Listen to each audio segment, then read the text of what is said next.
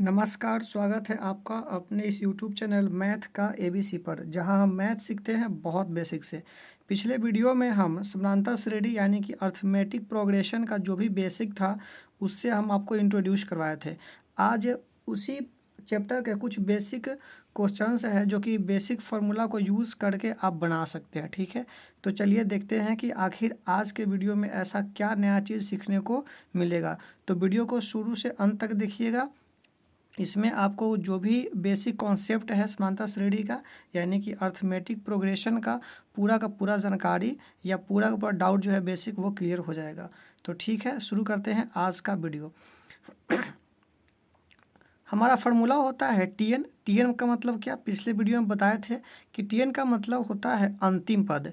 ए का मतलब क्या होता है, ए का मतलब होता है प्रथम पद। एन मतलब क्या होता है, एन मतलब होता है पदों की संख्या।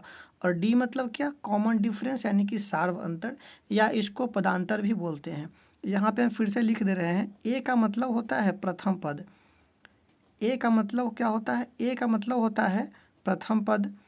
डी का मतलब क्या होता है, डी का मतलब होता है सार्व अंतर। डी का मतलब होता है सार्व अंतर, या इसको आप बोलते हैं कॉमन डिफरेंस। एन का मतलब क्या होता है, एन का मतलब होता है पदों की संख्या। ए का मतलब क्या होता है, पदों की संख्या। और टीएन का मतलब क्या होता है, टीएन का मतलब होता है अंतिम पद। टीएन का मतलब क्या होता है, इसका मतलब होता है अंतिम पद। ठीक है, तो यहाँ जो क्वेश्चन दिया हुआ है उसमें आपका एक सीरीज दिया हुआ है, सीक्वेंस दिया हुआ है, और उसमें पूछ रहा है कि 15वां पद बताए। तो 15वां पद मतलब क्या, कि यानी कि एन का जो वैल्यू हो जाएगा वो क्या है, आपका 15 है। आपका प्रथम पद क्या है, प्रथम पद आपका 3 है, और जो एन है वो क्या है, 15 है। तो 15वां पद यानी कि टीएन पूछ रहा है। ठीक है, तो चलिए पहले यहाँ पे हम लिखेंगे क्या कि ए का वैल्यू क्या है। तो जो ए है मेरा वो है मेरा 3। ए का मान क्या है, 3 है। डी का वैल्यू क्या हो जाएगा, डी का वैल्यू देखिए यहाँ पे जो सीक्वेंस बन रहा है सबका गैप क्या है, बराबर है। 3 से 8 5 हो गया गैप, 8 5 13, 13 5 18, 18 5 23, और एज इट इज यहाँ से आगे भी उसी सीक्वेंस में बढ़ता चला जाएगा। तो जब आगे तक बढ़ते जा रहे हैं तो आखिर 15वां पद पे, 15वें नंबर पे कौन सा संख्या आएगा वही तो हमको निकालना है। तो डी का वैल्यू कैसे निकालेंगे, डी का वैल्यू निकालेंगे 8 माइनस 3 इक्वल टू 5। ठीक है, डी का वैल्यू कितना हो गया, 5 हो गया। और यहाँ पे जो मेरा एन का वैल्यू है वो क्या है, आपका एन का वैल्यू क्या है, आपका 15 है। ठीक है, तो अब आपको क्या निकालना है, टी एन, यानी कि टी 15 भी कह सकते हैं। तो टी एन का फॉर्मूला होता है A plus N minus 1 into D, यानी कि टी 15 जो निकलेगा मेरा, एन की जगह पे क्या 15 लिखेंगे, चूँकि 15वां संख्या ही तो निकालना है हमें। तो ए का वैल्यू क्या हो गया, ए का वैल्यू हो गया 3 प्लस 15 माइनस 1 इंटू डी का वैल्यू क्या है 5। यहाँ पे क्या करते हैं, मल्टीप्लाई करते हैं।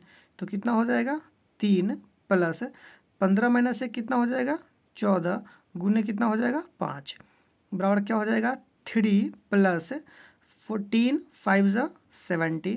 क्या हो जाएगा इसका आंसर, इसका आंसर हो गया आपका 73।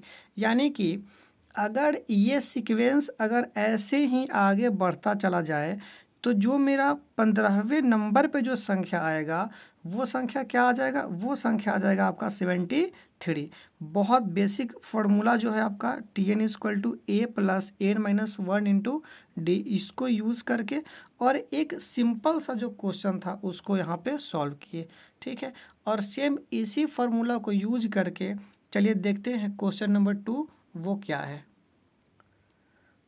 क्वेश्चन नंबर 2 बोल रहा है कि यदि किसी समानांतर श्रेणी का प्रथम पद 9, यहाँ पे ए का वैल्यू क्या दे दिया 9, डी का मान क्या दिया है 5 दिया है, यानी कि सार्व अंतर 5 है, तथा अंतिम पद 209 209 है, तो समानांतर श्रेणी के पदों की संख्या बताए।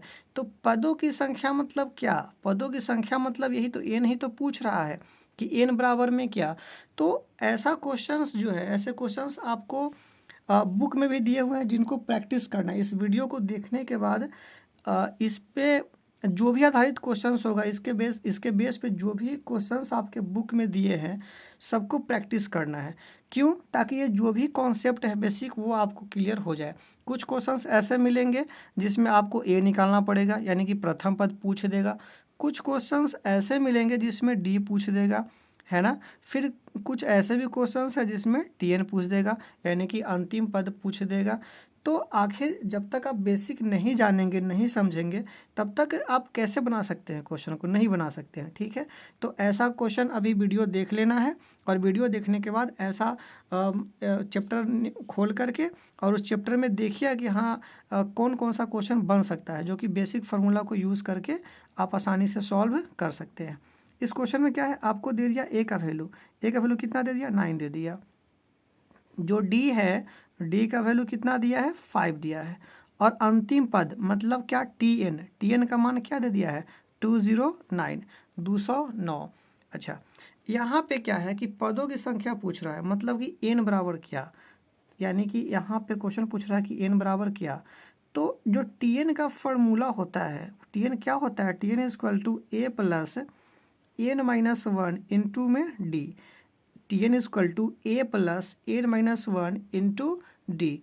अब टी एन का वैल्यू यहाँ पे दे रखा है, कितना दिया है, 209 इक्वल टू ए का मान क्या दिया हुआ है, 9, फिर प्लस एन का मान हमको निकालना है, एन माइनस वन इंटू में डी का वैल्यू क्या दिया हुआ है, 5 दिया हुआ है, ठीक है। आप 9 को इधर कर सकते हैं माइनस में, 209 minus 9 equal to N minus one into में क्या हो जाएगा आपका 5, ठीक है। 209 में से 9 घटाएंगे, कितना आ जाएगा, यहाँ पे लिख रहे हैं 209 में से जब 9 घटाएंगे तो आपका आ गया 200 बराबर एन माइनस वन इंटू 5, ठीक है। आप इसको कैसे लिख सकते हैं, 200/5 equal to N minus one, ठीक है।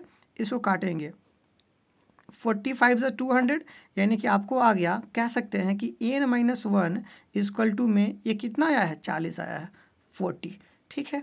यानी कि जो एन का वैल्यू वो हो जाएगा, क्या हो जाएगा, 40 प्लस में 1 बराबर कितना, 41, यानी कि इसमें जो है, इस प्रश्न में पदों की संख्या यानी कि जो एन आएगा वो एन क्या आ जाएगा, यहाँ पे आ जाएगा एन कितना, 41, ठीक है। तो ऐसा क्वेश्चन जब भी मिलेगा इसको कुछ नहीं करना है, ये फार्मूला लिखना है और देखना है कि आखिर इस फार्मूला में किसका कमी है। यहाँ पे एन का कमी था तो हम एन निकाल दिए, वहाँ पे आपके प्रश्न में डी भी दिया हो सकता है और डी का मान भी निकालने के लिए बोलेगा, ए का मान भी निकालने के लिए बोल सकता है, या आपका अंतिम पद यानी कि टी एन भी पूछ सकता है, ठीक है।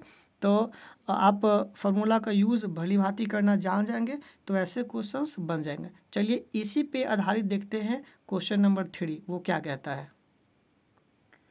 क्वेश्चन नंबर 3 जो है ये भी बहुत आसान है, बस इसको थोड़ा सा आप यदि समझ लीजिएगा तो बन जाएगा। बस वो भी ये भी जो क्वेश्चन है वो जो फार्मूला लिखा हुआ था ना, T N equal to A plus N minus one into D, बस उसको ध्यान में रखिएगा, ये क्वेश्चन बन जाएगा। किसी समानांतर श्रेणी का यानी कि एपी का 17वां पद उसके 10वें पद से 7 अधिक है।